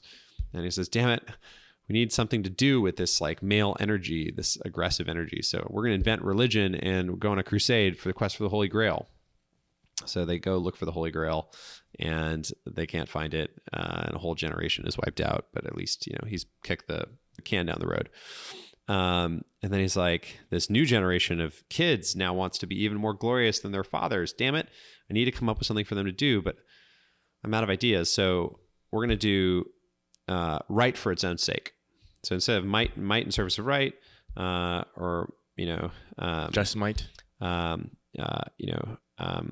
sort of might in service of excellence, competition, or might in service of God, we're going to do right for its own sake. And he invents civil law. And he comes up with this whole code of law, sort of a Napoleonic moment.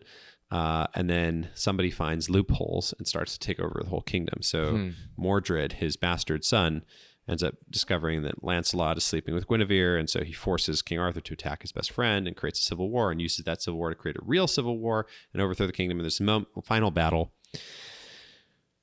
And Arthur has a premonition he's going to die the next day and be dealt a mortal wound. And Merlin comes back because he's abandoned Arthur most of his life. Just arrives out of nowhere Merlin is this weird creature going backwards in time. And he comes to tell Arthur the story of civilization from the point of view of the future. And so Merlin tells Arthur about the communists and the Nazis and the capitalists and all these. He says, Arthur, you're part of a long story in which a lot of people over many thousands of years have been trying to solve this problem of human nature, this problem of mind, this deep corruption, this original sin. But your story's not over. Like someday you'll be resurrected, the once and future king, and you will solve the problem. of might. And so the next day when he's wounded, they cast him out into the lake. The lady of the lake takes him. He's shrouded in mist and he disappears. And the legend has it that he'll return someday to finish what he started. Why am I so attracted to this book? Because the second coming nature is Jesus-like. Yeah, but why? Why do I care? So, I mean, why is that attractive? Because in a certain way, you see yourself as a King Arthur. Yeah, but why? So it's just self-aggrandizement? No, because without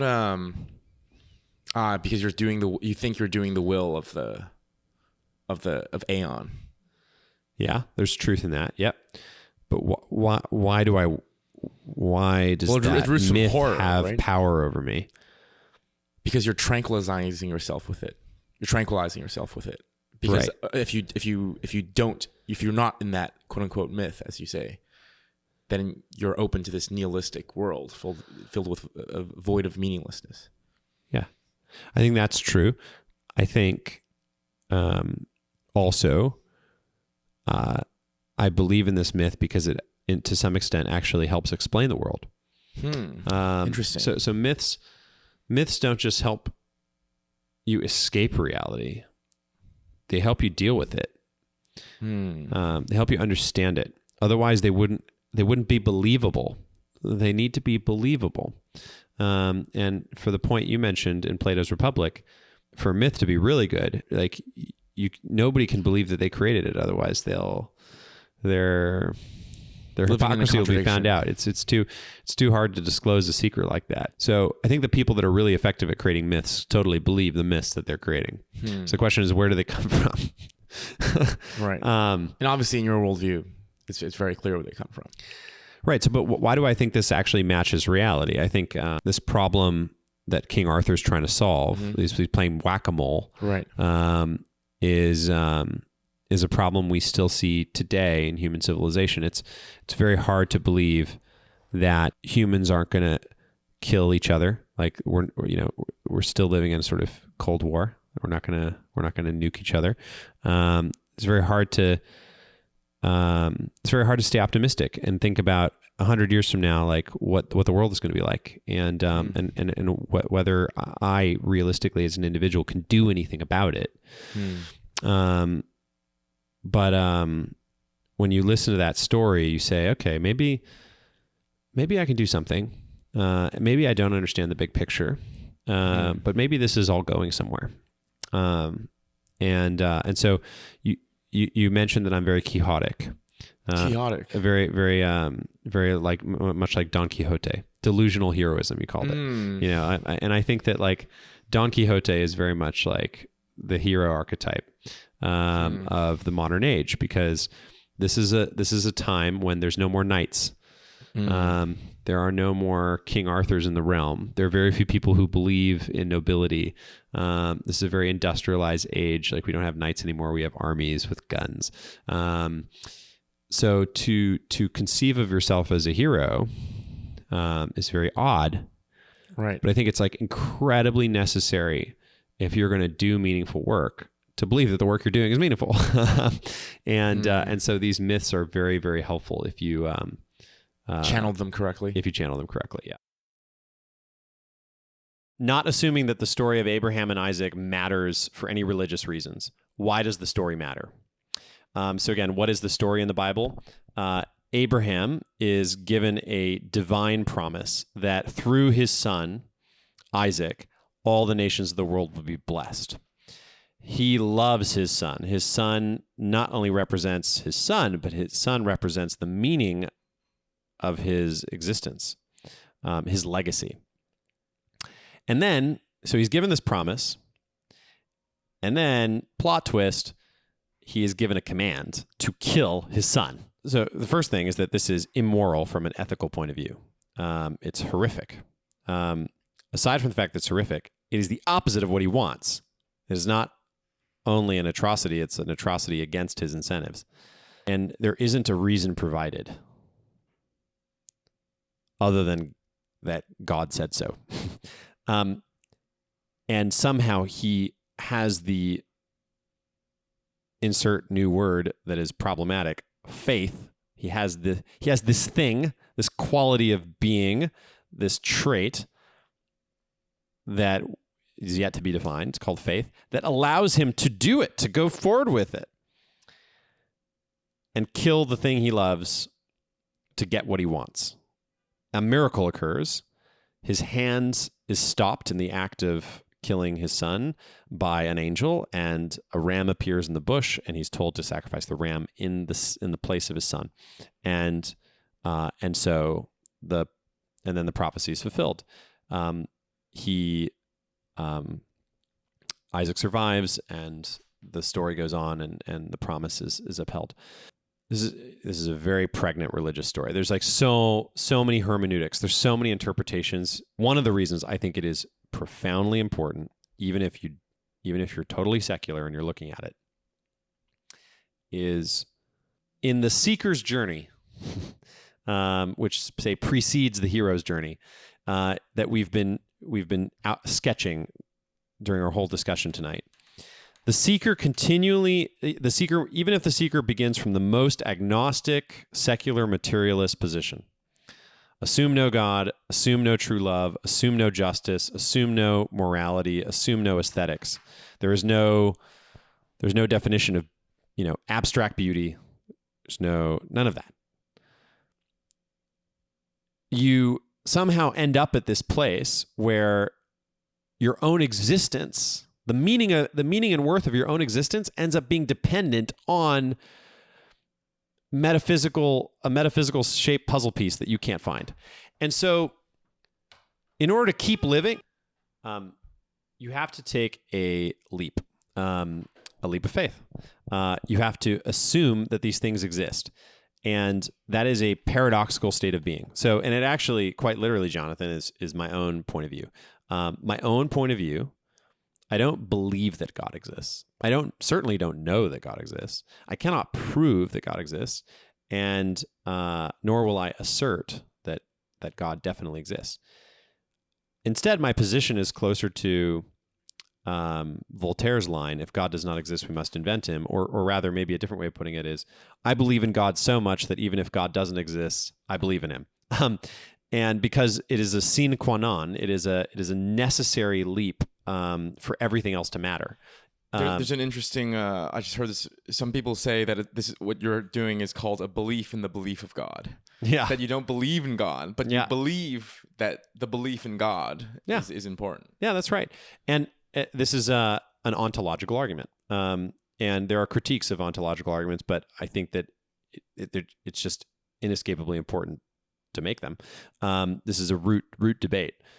True love. I assert that true love exists because without it, life is meaningless. So it is a sine qua non. I don't know that it exists. I can't prove that it exists. However, I just can't get away from the fact that if it doesn't exist, life isn't worth living. Justice. Justice is very important. If you don't believe, we do not observe the world to be a just world. The world is full of injustice.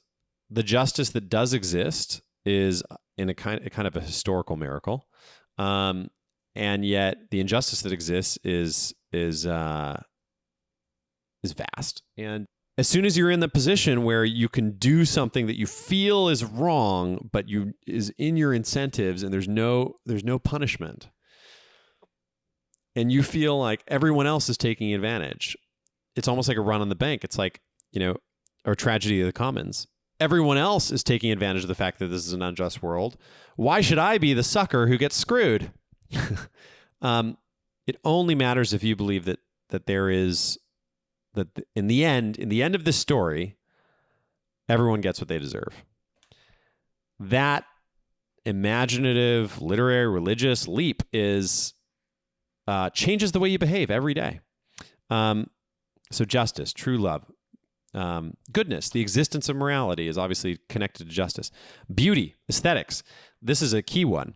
Like, if you deny the existence of the beautiful, it becomes very hard to value things even subjectively, because you're always asking yourself, well, why do I have this preference? Ironically, the subjective is dependent on the objective. The subjective is not a replacement for the objective. as soon as you destroy the objective, you destroy the subjective too.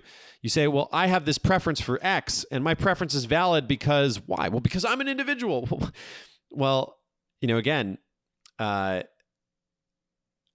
you can always ask, so why don't you replace preference X with preference Y with preference Z? And it has no staying power. It's arbitrary. And then if it's based on the weight of force, the dignity of your individualism, this goes right back to the root. You're replacing yourself with God. You're rejecting that God exists. You're asserting that the meaning, the valuing of all, this is all Nietzschean. The valuing of all values is mine, me, the individual. And yet, for the very same reason that you've rejected God, you've also rejected yourself, because now in a Darwinian world, there's no dignity of the individual. You're one of 7 billion people alive today. You're one of 60 billion who's ever lived. You're just a speck. You're a speck in the cosmos. So we're going to replace this objective values with who are you, Mr. Individual? Why does your arbitrary subjective whim that can change from moment to moment matter? So even markets, I would argue, depend on the assumption of the objective, because markets create a meta object, like a meta subjectivity, or arguably like a proxy objectivity. But then why are we all agreeing on something? Going back to the main argument, the main thread of it, there is an Abrahamic leap of faith. There's a faith corresponds to the category of questions that you can't answer, and yet you must take a stand. Like, you're forced into a stand taking. So, does true love exist? You can't answer it. You can't say it does or it doesn't. Nobody can prove that it doesn't. Nobody can prove that it does. And yet, you can't take no position. In fact, from what you were trying to say, there's only one position that you can really take without going to despair. Yes, and then that is right. I'm taking the step further. That yes, you can take. There's two positions you can take. True love exists. True love doesn't exist.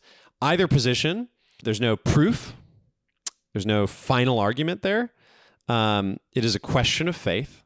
So it requires just as much faith to reject God as it does to accept God. That's the irony of it. We are all in Abraham's paradox.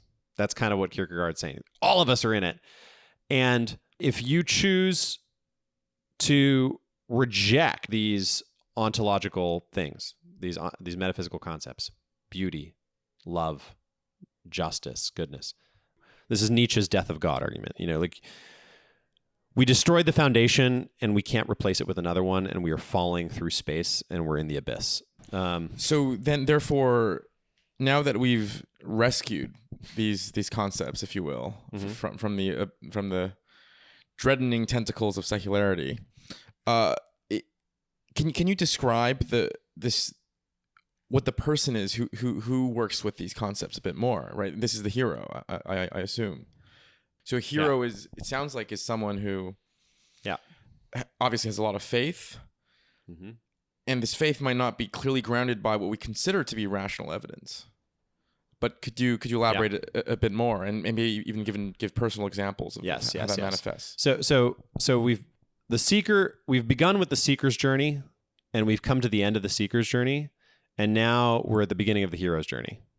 So the seeker's journey begins with assuming nothing in an agnostic position, but recognizing that his individuality itself is dependent on meaning coming from where? And he looks for meaning here, and he looks for meaning there, and he looks for meaning in all these places, and he eventually realizes that even the closest thing, which is romantic love, is too shaky a foundation, so he needs to take this leap of faith and believe in the divine, believe in goodness, justice, beauty, and God, which is sort of the abstraction of all of that. That puts him into this terrifying leap of faith, and then on the other, that is like the moment where he or she hits his knees and becomes a different person, becomes a different type of being. So you move from the seeker to the hero. The hero's journey is also problematic because the hero is living in a dark world. Faith is not remove doubt. It is not the absence of doubt. The point made here is that the hero is always confronting the shadow of the hero, which is that you might be wrong. The antithesis of the knight is Quixote, who's an absurd fool. And you see this again and again in stories. So, the entrepreneur is either delusional or prophetic. And entrepreneur as prophet is actually like very much correct. Even the investor is like either delusional or prophetic, right? You're constantly taking arbitrage positions against the market where you're saying the market is wrong, I'm right. And you either prove that you're right or you're wrong. We romanticize heroes, but then we read these stories and it's like, oh man, I don't want to be that guy. Like that's the crazy guy, hobo on the streets who's like, everyone's like he's like, shouting, his prophecies and everyone's laughing at him and throwing tomatoes at him. And he's a crazy guy.